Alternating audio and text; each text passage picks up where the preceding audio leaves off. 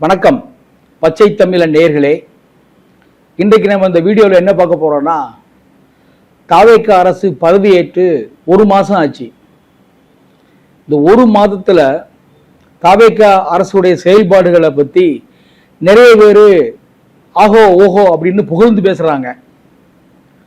ஒரு சிலர் இந்த அரசை பற்றி ஒன்றுமே தெரியல, இவங்களுக்கு அரசியலுக்கு லாயக்கு இல்லை, நிர்வாக திறமை இல்லை அப்படிங்கிற மாதிரிலாம் நிறைய பேர் பேசுகிறாங்க.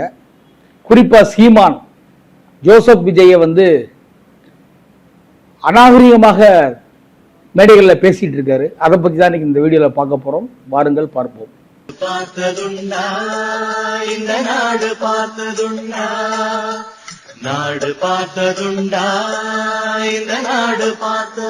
தமிழகத்தில் புதிதாக அரசு அமைச்சிருக்கக்கூடிய தாவேக்கா அதோடைய கட்சியுடைய முதல்வர் ஜோசப் விஜய் அவர்கள் தன்னுடைய முதல்வர் பதவியேற்று 30 நாள் தான் ஆச்சு. இந்த 30 நாள்ல அவருடைய ஆட்சி எப்படி இருக்கு அப்படின்னு பார்க்க போனா, உண்மையிலேயே 67க்கு அப்புறம் 2026 வரைக்கும் இந்த திராவிட கட்சிகள் நாட்டை ஆண்டு என்னென்ன பண்ணக்கூடாதோ எல்லாம் பண்ணி வச்சிருக்காங்க. மக்களை எதுவுமே தெரியாத, காசுக்கு விலை போகக்கூடியவங்க, என்ன சொன்னாலும் கேட்பாங்க, காசு கொடுத்தா ஓட்டை வாங்கி நம்ம ஜெயிச்சிடலாம் அப்படிங்கிற ஒரு மனப்பான்மையில இத்தனை ஆண்டு காலமாக தமிழகத்தை ஆண்டு வந்தாங்க. இந்த நடந்து முடிந்த சட்டமன்ற தேர்தலில் ஒரு மாற்றம் வேண்டும் அப்படின்னு தமிழக மக்கள் மனசுல நினைச்சிட்டாங்க. ஒரு மாற்றத்தை உருவாக்கணும், புதிதாக யாரை கொண்டு வரலாம் அப்படின்னு பார்க்கும்போது அதிமுக வேண்டாம், திமுக வேண்டாம், அடுத்தது யாரை கொண்டு வரலாம் அப்படின்னு பார்க்கும்போது நாம் தமிழர் கட்சி சீமான், பாவம் அவரு பல ஆண்டுகளாக கட்சி நடத்திட்டு இருக்காரு. எந்தவித யாருடைய கூட்டணி வைக்காம தனித்து போட்டிட்டு இருக்காரு. 234 தொகுதியிலையும் வேட்பாளர்களை போடுறாரு. ஒரு திறமையான ஒரு ஆளு தான் சீமான் அவர்கள். நிறைய திட்டங்கள் வச்சிருக்காரு. நிறைய திட்டங்களை எப்படி செய்ய போறோம், நம்ம ஆட்சிக்கு வந்தா என்ன செய்யணும், மரங்களை இயற்கையை காப்போம், மரங்களை காப்போம், பசுக்களை காப்போம் அப்படின்னு சில வித்தியாசமான திட்டங்கள்லாம் வச்சிருக்காரு. அதெல்லாம் கேட்கறதுக்கு நல்லா இருக்கு. ஆனா நடைமுறைக்கு அது ஒத்து வருமானா சொல்ல முடியாது. இதனால மக்கள் என்ன பண்றாங்கன்னா, அவரு சீமானுடைய நிலைப்பாடு அப்படின்னா ஒரு நேரத்துல ஒரு முடிவு எடுக்கிறாரு, அடுத்த நேரத்துல அது அப்படியே ஆப்போசிட்டா பேசக்கூடிய ஒரு ஒரு ஒரு மனநிலை இருக்கிறதுனால மக்கள் சீமான் இருக்கட்டும் அப்படின்னு அடுத்ததாக புதிதாக யார் வந்திருக்காங்கன்னா தமிழக வெற்றி கழகம். தமிழக வெற்றி கழகத்திலிருந்து ஜோசப் விஜய் அவர்கள், அந்த ஒத்தை மனிதன், அந்த ஒரு ஆளு அவருடைய செல்வாக்க இந்த தேர்தலில் நிரூபிச்சு காட்டியிருக்காங்க. 234 தொகுதியிலும் வேட்பாளர் போட்டிருந்தாங்க. 108 இடங்கள்ல தாவேக்கா வெற்றி பெற்றிருக்கு. யாருமே எதிர்பார்க்கல. ஒரு எதிர்பார்க்காத ஒரு சிறப்பான முடிவை, ஒரு தரமான சம்பவத்தை தமிழக மக்கள் அளிச்சிருக்காங்க. என்ன காரணம்னா, இந்த திராவிட கட்சிகள் இரண்டுமே தமிழகத்தை வஞ்சிச்சிட்டாங்க, தமிழக மக்களுக்கு எதுவும் செய்யல. அது ஒரு பக்கம் திமுக எப்படின்னா ஒரே அராஜகம், மன்னராட்சி, குடும்ப ஆட்சி அப்படிங்கிற மாதிரி அவங்க போனதுனால அங்க இருக்கக்கூடிய இரண்டாம் கட்ட தலைவர்கள் எல்லாம், அதாவது தடியெடுத்தவெல்லாம் தண்டல்காரன் அங்கிற மாதிரி அந்த 5 ஆண்டுகள் தமிழ்நாடு எப்படி இருந்துச்சுன்னு நம்ம பார்த்தோம். அதே மாதிரி அதுக்கு முன்னாடி இருந்த அனைத்து இந்திய அண்ணா திராவிட முன்னேற்ற கழக ஆட்சி திமுக ஆட்சி ஒப்பிட்டு பார்க்கும்போது அது கொஞ்சம் நல்லா சிறப்பாக பண்ணிட்டு இருந்தாங்க. ஆனா அங்கேயும் பார்த்தீங்கன்னா ஒற்றை தலைமை அப்படி வந்துச்சு. எடப்பாடியார் தான், அவர் தான் முடிவெடுக்கணும், எதுனாலும் அவர் தான் முடிவெடுக்கணும். கூப்பிட்டு கேட்டா கூட ஆளாளுக்கு ஒரு கருத்து சொன்னாலும் முடிவெடுக்கக்கூடிய அதிகாரம் எடப்பாடியார்கிட்ட தான் இருந்துச்சு. அது ஒரு ஹிட்லர் ஆட்சிங்கிற மாதிரி தான் மக்கள் மத்தியில் ஒரு பேச்சு நிலவுச்சு. அதே மாதிரி அங்கேயும் சில தவறுகள் நிறைய நடந்துச்சு. அதையும் மக்கள் மனசுல வச்சுதான் ஒரு மாற்றம் வேணும் அப்படின்ட்டு ஜோசப் விஜயை கொண்டாங்க. ஜோசப் விஜய் பரவாயில்ல, ஒரு நல்ல ஒரு மாற்றத்தை ஏற்படுத்தணும்னு அவர் தன்னால முடிந்த அளவுக்கு, ஏன்னா புதுசா வந்திருக்காரு, அவருக்கு இருக்கக்கூடிய அமைச்சர் பெருமக்களும் சரி, எம்எல்ஏக்களும் சரி, எல்லாருமே புதுசு. அவங்க நற்பணி மன்றத்தில் அவர் ரசிகர் மன்றத்தில் இருந்தவங்க தான் வேட்பாளராக போட்டிட்டு இன்னைக்கு வெற்றி பெற்றிருக்காங்க. அவங்களுக்கு அரசியல் அரிச்சுவடி தெரியல, உண்மைதான், வாஸ்தவம் தான்.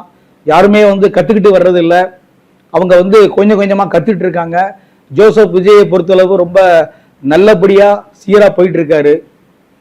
இதுல இந்த சீமான், அவரு நாம் தமிழர் கட்சியுடைய தலைமை ஒருங்கிணைப்பாளர் சீமான் அதாவது தாவேக்காவை, குறிப்பா ஜோசப் விஜயை மிகவும், அதாவது அவருடைய ஆட்சியை பத்தியும் சரி, அவரை பத்தியும் சரி, தனிப்பட்ட முறையில ரொம்ப இழிவா பேசிட்டு இருக்காரு. மேடைகளை நம்ம பார்க்கிறோம், பல மேடை கிடைச்சா போதும், அவர் மைக்கை பிடிச்சிட்டாருன்னா முழுக்க முழுக்க விஜயை திட்டுறதான் அவருடைய வேலையா இருக்கு. தமிழக முதல்வரை வரிஞ்சு கட்டிட்டு திட்டுறாரு.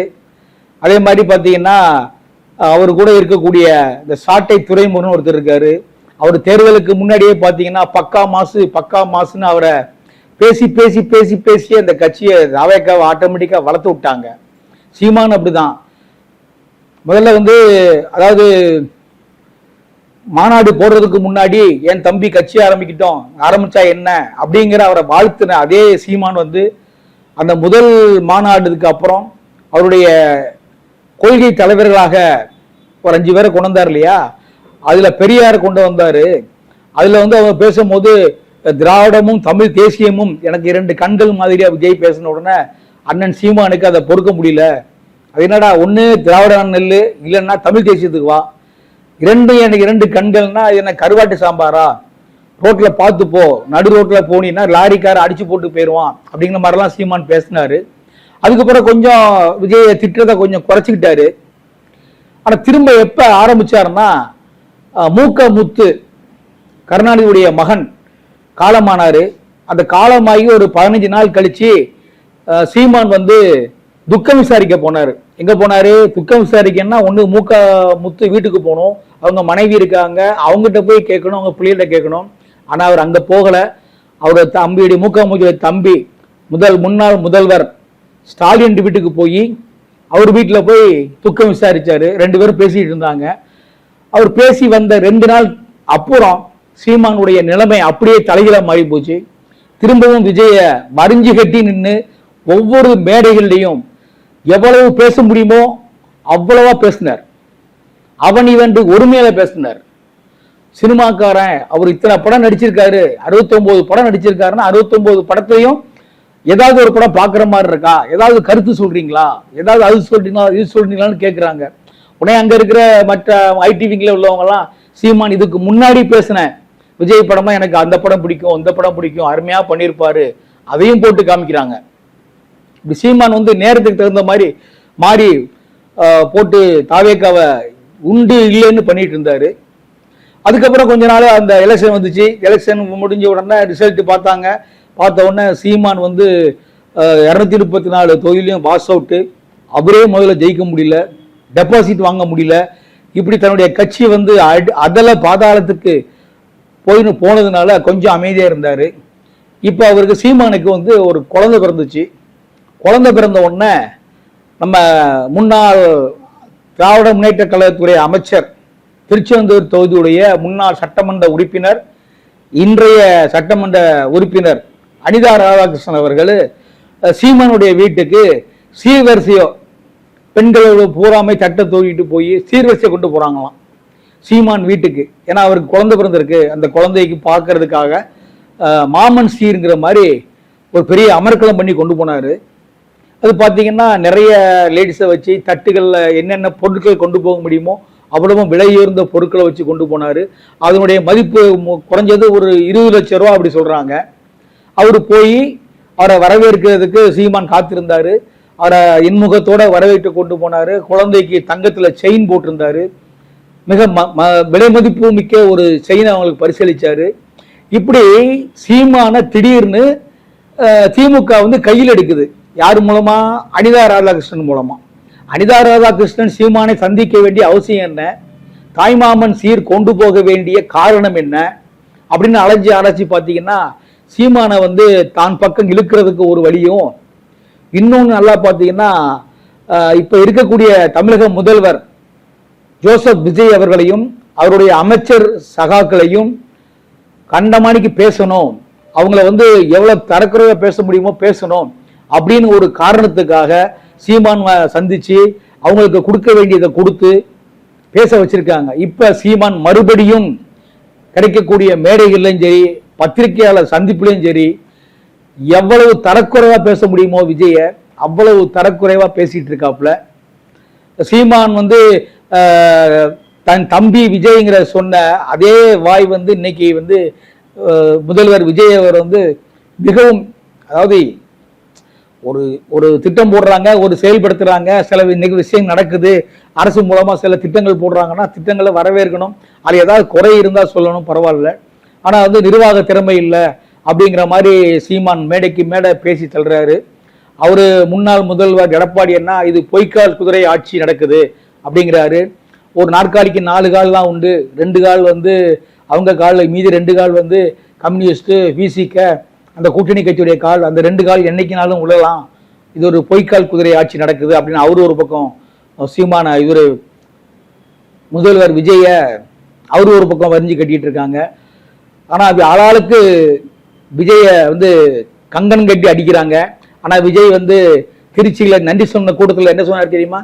அழகா சொன்னார், பேசுங்க, என்னை பத்தி உங்களால என்ன பேச முடியுமோ பேசுங்க, என்ன அவதூறு பரப்ப முடியுமோ பரப்புங்க, நீங்க பேச பேச பேச நான் என் கட்சி ஆட்டோமேட்டிக்கா வளர்ந்துட்டு இருக்கோம், நானும் வளருவேன் அப்படிங்கிற மாதிரி ஆணித்தரமா சொன்னாரு.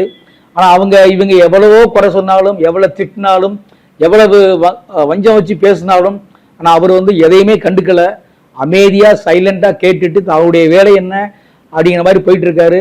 காலையில 10 மணிக்கு செக்ரட்டரியேட் வந்தாருன்னா சாயங்காலம் 4 மணிக்கு 5 மணி வரைக்கும் உட்கார்ந்து வேலையை பார்த்துட்டு இருக்காரு. சாப்பாடு கட்டி கொண்டு போயிடுறாரு. மற்றவங்கள மாதிரி மத்தியானம் 1 மணி வரைக்கும் இருந்துட்டு வீட்டுக்கு போனாங்கன்னா அடுத்தது மறுநாள் வர்றது இல்லை. முழுக்க முழுக்க தலைமைச் செயலகத்தில் உட்கார்ந்து தமிழக மக்களுக்கு ஏதாவது செய்யணும், நம்மளை நம்பி அவங்க வாக்களிச்சிருக்காங்க, அவங்களுக்கு ஏதாவது செய்யணும், அந்த நோக்கத்தில் அவர் சிறப்பாக செயல்பட்டு இருக்காரு. அவர் கூட இருக்கக்கூடிய அமைச்சர் பெருமக்களையும் கூப்பிட்டு கண்டிக்கிறாரு. தவறு நடக்கக்கூடாது, தவறு யாரு செய்தாலும் நிச்சயமாக கண்டிக்கப்படுவார்கள் என்ற அறிவுரையும் சொல்லிட்டு இருக்காரு. அதனால சீமான் அவர்கள் விஜயை பத்தி பேச பேச திமுக காரங்களும் சரி அதிமுக காரங்களும் சரி இந்த அரசை எவ்வளவு குறை சொல்ல முடியுமோ எவ்வளவு குற்றம் சொல்ல முடியுமோ சொல்ல சொல்ல அவங்க என்ன நினைக்கிறாங்க, இது எங்களுடைய வளர்ச்சி தான், பழுத்த மரத்துக்கு தான் கல்லடிப்படும், படப்பட நாங்கள் வளர்ந்துட்டு தான் இருப்போம் அப்படிங்கிற நோக்கில தாவேக்காரங்க குறிப்பா ஜோசப் விஜய் அவர்கள் எதையும் கேட்டு கேட்காம அதை காதல கேட்டு அந்த காதல விட்டுட்டு அவர் வாட்டு அவர் வேலை உண்டுன்னு அவருன்னு போயிட்டு இருக்காரு. நிச்சயமாக மக்கள் எதிர்பார்த்த மாதிரி தமிழகத்துல ஒரு மாற்றம் கண்டிப்பாக வரும். எடுத்த உடனே இப்பதான் வந்திருக்காங்க, 1 மாசம் தான் ஆயிருக்கு, அதுக்குள்ள அது சரியில்லை இது சரியில்லை, திமுக ஆட்சி விடுச்சு, அதே மாதிரிதான் இப்பயும் இருக்குது, சட்டம் ஒழுங்கு கெட்டு போச்சு, பாலியல் வன்கொடுமை நடக்குது, குழந்தைகளுக்கு பாதுகாப்பு இல்லை, முதியோர்களுக்கு பாதுகாப்பு இல்லை, கொலை கொள்ளை எல்லாம் நடந்துட்டு தான் இருக்கு, இனத்தை புதுசா கொண்டு வந்துட்டாரு அப்படின்னு சொல்றாங்க. 1 மாசம் ஆயிருக்குங்க. முதல்வர் ஸ்டாலின், முன்னாள் முதல்வர் ஸ்டாலின் என்ன சொன்னாரு, 6 மாசத்துக்கு நாங்க ஒண்ணுமே சொல்ல மாட்டோம்னாங்க. ஆனா 6 மணி நேரத்துல அவங்களால பொறுக்க முடியல. அவரு ஒரு பக்கம் பேசுறாரு, கல்யாண வீட்டுக்கு போனாலும் சரி கச்சேரி எங்க போனாலும் சரி ஒப்பாரி வைக்கிறாங்க. போதா குறைக்கு உதயநிதி அவரு வைத்தறிச்சல்ல என்னென்ன பேசுறது அவருக்கே தெரியல. மேடைகளை பூரா விஜய் வந்து எவ்வளவு பேச முடியுமோ அவ்வளவு பேசிட்டு இருக்காரு. இருந்தாலும் மக்கள் எல்லாத்தையும் வாட்ச் பண்ணிட்டு தான் இருக்காங்க. மக்கள் வந்து பணம் கொடுத்து ஓட்டை வாங்கிறான்னு எதிர்பார்த்த திராவிட கட்சிகள் இன்னைக்கு பணமே இல்லாம பணத்துக்கு மதிப்பு கிடையாது அப்படிங்கிற மாதிரி மக்கள் வந்து ஒரு மாற்றத்தை கொடுத்துருக்காங்க. நீங்க எவ்வளவுதான் அவரை திட்ட திட்ட திட்ட மக்கள் எல்லாருமே முன்னாடி மாதிரி இல்லை, அழகா வாட்ச் பண்ணி பார்த்துட்டு இருக்காங்க. நிச்சயமாக இது ஒரு தமிழகத்துக்கு ஒரு மாற்றம் வரும், மாற்றம் வரும் வரும் என்று மக்கள் எதிர்பார்க்கிறாங்க. அனைவரும் எதிர்பார்க்காங்க, நாமும் அதை எதிர்பார்ப்போம். நன்றி, வணக்கம்.